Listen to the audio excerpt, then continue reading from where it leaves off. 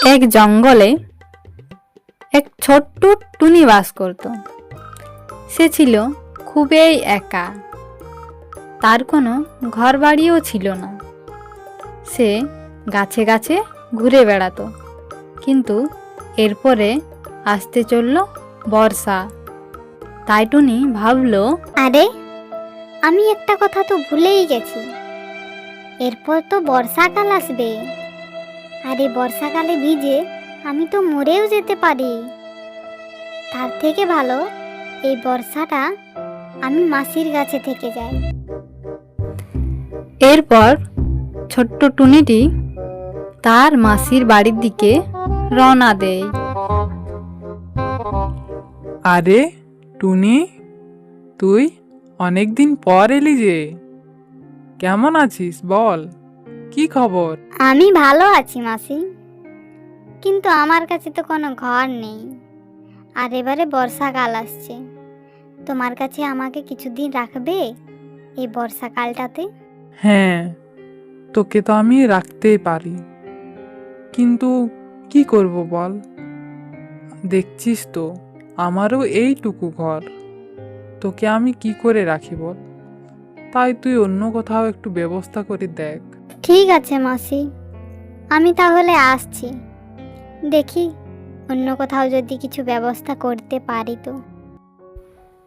ছোট টুনি মাসির কাছে আশ্রয় না পেয়ে তার বন্ধুর কাছে কিছু সাহায্যের জন্য চলে যায়। আরে টুনি, অনেকদিন পর বন্ধুর বাড়িতে। বল, কি খবর আর কি কারণে আমার কাছে এসেছিস? না রে বন্ধু, খবর ভালো নয়। এই সামনে বর্ষাকাল আসছে, আর আমার থাকার জন্য কোনো বাড়ি নেই। তুই কি আমাকে বর্ষাকালে তোর কাছে আশ্রয় দিবি? হ্যাঁ রে বন্ধু, আমারও তো তোকে সাহায্য করার ইচ্ছা, কিন্তু কি আর করি বল, আমারও তো পরিবার আছে, আর এই ঘরে তোকে কিভাবে রাখবো? তাই তোকে আমি কিচ্ছু সাহায্য করতে পারবো না। এক কাজ কর, তুই বাইরে কোথাও যা আর আশ্রয় খোঁজ।